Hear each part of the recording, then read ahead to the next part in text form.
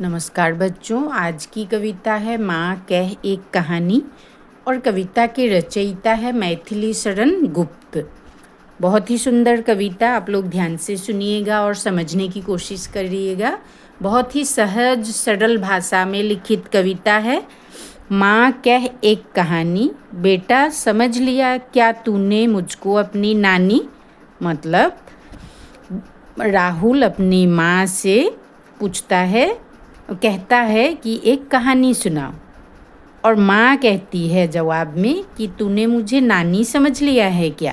कहती है मुझसे यह चेटी, तू मेरी नानी की बेटी। कह माँ कह लेटी ही लेटी। और ये दासी, चेती मतलब दासी, ये दासी कहती है कि तू मेरी नानी की बेटी है, इसीलिए मुझे कहानी सुनाओ। और अगर नहीं सुनाना चाहती है तो लेटी लेटी ही सुनाओ, उठ के बैठ के या फिर चल कर सुनाने की ज़रूरत नहीं है, लेट कर ही मुझे कहानी सुनाओ। राजा था या रानी, राजा था या रानी, माँ कह एक कहानी। अब पुत्र हठ करने लगा है, उसने उसके अनुसार कहानी एक राजा और रानी से शुरू होती है। तो उसने माँ से कहा कि राजा था या रानी, माँ कह एक कहानी, मुझे राजा रानी की ही कहानी सुनाओ।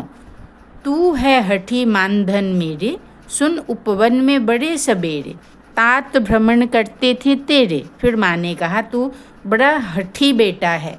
मानधन मतलब मेरे मान का धन है, मेरा हठी बेटा है। और सुन, सवेरे क्या होता था, उपवन में तेरे पिताजी भ्रमण करते थे। तात मतलब पिताजी। अब देखो, जहाँ सुर भी मनमानी, जहाँ सुर भी मनमानी, हाँ माँ यही कहानी। तो बोलती है कि जहाँ सुगंध फैली होती थी, मतलब उपवन में फूल खिले हुए होते हैं और जहाँ फूल खिलते हैं वहाँ फूलों की खुशबू फैलती है। तो हाँ माँ यही कहानी। वर्ण वर्ण के फूल खिले थे, झलमल कर हिम बिंदु झिले थे, हल्के झोंके हिले मिले थे। अब देखो, उस कवि बगीचे की सुंदरता का वर्णन कर रही है कि वहाँ वर्ण वर्ण मतलब विभिन्न रंगों की फूल खिले थे और झलमल कर हिम बिंदु झिले थे, मतलब हिम गिरे हुए थे और हिम की जो बूंदें हैं वे झलमल करके हिल रहे थे। हल्के झोंके हिले मिले थे और हल्के झोंके में ही ओस की बूंदें, हिम बिंदु मतलब ओस की बूंदें हिल रहे थे। लहराता था पानी, लहराता था पानी, हाँ हाँ यही कहानी। फिर राहुल कहता है वहाँ पानी लहराता था, हाँ यही कहानी, मुझे यही कहानी सुननी है। गाते थे खग कल कल स्वर से, सहसा एक हंस ऊपर से, गिरा बिद्ध होकर खर सर से। और तभी क्या हुआ, खग मतलब पक्षी गा रहे थे, कल कल स्वर में पक्षी गा रहे थे। और उसी समय क्या हुआ, अचानक एक हंस धनुष के कार से, धनुष के तीर से बिद्ध होकर नीचे गिर गया। हुई पख की हानि, पख मतलब पंख, हंस का की जो पंख थी, पंख में लगी तीर जाकर, इसीलिए उसे पंख में, पंख मतलब हानि हुई, मतलब पंख में तीर लगी। करुणा भरी कहानी, पंख की हानि हुई और यह क्या है, करुणा भरी कहानी है। चौंक उन्होंने उसे उठाया, नया जन्म सा उसने पाया, इतने में आखेटक आया। और गौतम बुद्ध चौंक कर उस हंस को उठा लिया और हंस को ऐसा लगा जैसे कि उसने नया जीवन पाया, क्योंकि गौतम बुद्ध ने उस हंस को बचा लिया। और तभी वहाँ आखेटक आया, मतलब शिकारी, जिसने तीर से उसे मार गिराया था। उसके बाद देखो, लक्ष्य सिद्धि का मानी, लक्ष्य सिद्धि का मानी कोमल कठिन कहानी। ये बहुत ही कोमल और कठिन कहानी है। लक्ष्य सिद्धि का मानी, अब आखेटक बोल रहा था मैंने लक्ष्य से उसको मार गिराया है, इसीलिए अब यह मेरा है। मांगा उसने आहत पक्षी, तेरे तात किंतु थे रक्षी। तब उसने जो था खगभक्षी, देखो फिर क्या कहा, खगभक्षी ने हठ करने की ठानी। तब उसने जो था खगभक्षी हठ करने की ठानी, हठ करने की ठानी। अब बढ़ चली कहानी। अब क्या हुआ, शिकारी ने उस हंस को मारा और बुद्धदेव ने, गौतम बुद्ध ने हंस को बचाया।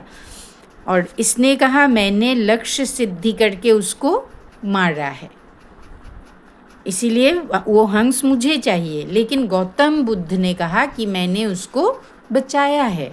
वो रक्षा करने वाला रक्षक, और ये शिकारी जो था वह भक्षक था, पक्षी को मारने वाला, भक्षण करने वाला। तो तब क्या हुआ, मांगा उसने आहत पक्षी, शिकारी ने उस आहत पक्षी को मांगा। तेरे तात किंतु थे रक्षी, तेरे पिताजी थे रक्षा करने वाला, मतलब गौतम बुद्ध रक्षा करने वाले थे। तो तब उसने जो था खगभक्षी हठ करने की ठानी, शिकारी भी हठ करने लगा। अब बढ़ चली कहानी, अब कहानी बढ़ गई। देखो, हुआ विवाद सदै निर्दय में, अभय आग्रही थे स्व विषय में, गई बात तब न्यायालय में। देखो अब बात कहाँ तक पहुँच गई, न्यायालय तक। हुआ विवाद सदै निर्दय, मतलब जो सहृदय थे, कोमल हृदय वाले, जो हंस को बचाने वाले, और निर्दय ये मारने वाला, दोनों पक्ष में वाद विवाद हुआ। और दोनों अपने स्व विषय, मतलब अपने विषय में अकड़ रहे थे, आग्रही थे। दोनों को न्याय चाहिए अभी, इसीलिए बात जाकर कहाँ तक पहुँची, न्यायालय तक। अब देखो, सुनी सभी ने जानी, सुनी सभी ने जानी, व्यापक हुई कहानी। अब सब ने यह कहानी सुना। व्यापक हुई कहानी मतलब हर घर घर में यह कहानी फैल गई, सबको पता चल गया। राहुल तू निर्णय कर इसका, न्याय पक्ष लेता है किसका, कह दे निर्भय जय हो जिसका। अब राहुल को माँ पूछ रही है कि जब ये बात न्यायालय तक पहुँची तो वह किसके पक्ष में राजा ने निर्णय दिया। तो लेकिन माँ ने राहुल से पूछा कि अब तू निर्णय कर, इसका पक्ष किसका पक्ष लेता है। निर्भय होकर, तुम भयभीत न करके कह दो किसका जय होगा। सुन लूँ तेरी बानी, माँ मेरी क्या बानी, मैं सुन रहा कहानी। माँ बोल रही है कि मैं तुम्हारी बानी सुनना चाहती हूँ, मतलब तुम किसका पक्ष लेते हो, उस समय किसकी जय हुई तुम बताओ अभी, और मैं सुनना चाहती हूँ तुमसे। और फिर राहुल बोलता है कि माँ मेरी क्या बानी, मैं सुन रहा कहानी, मैं तो कहानी सुन रहा हूँ। कोई निरपराध को मारे तो क्यों अन्य उसे न उबारे, रक्षक पर भक्षक को वारे। मतलब जो निरपराध है उसको मारना पाप है, उसको नहीं मारना है, और जो अन्य लोग हैं उस निरपराध को बचाएंगे। और जो बचाते हैं रक्षक, उसे रक्षक कहते हैं। और भक्षक को वारे, मतलब भक्षक से, मतलब मारने वाले से रक्षा करने वाले का उस वस्तु पर अधिकार होता है, ज़्यादा अधिकार होता है। न्याय दया का दानी, मतलब कहने का मतलब है गौतम बुद्ध को न्याय मिलना चाहिए क्योंकि उसने उस पक्षी की रक्षा की है। राहुल ने भी वैसा ही कहा, न्याय दया का दानी, न्याय दया का दानी, तूने गुनी कहानी। ये न्याय दया, जो दया दिखाते हैं उसको न्याय मिलता है। तुमने वही, मतलब तुमने सही बताया है, सही कहानी सुनकर उसका उत्तर तुमने सही दिया है। तूने गुनी कहानी मतलब तुमने सही बात बताई है। मैथिली शरण गुप्त। ठीक है बच्चों।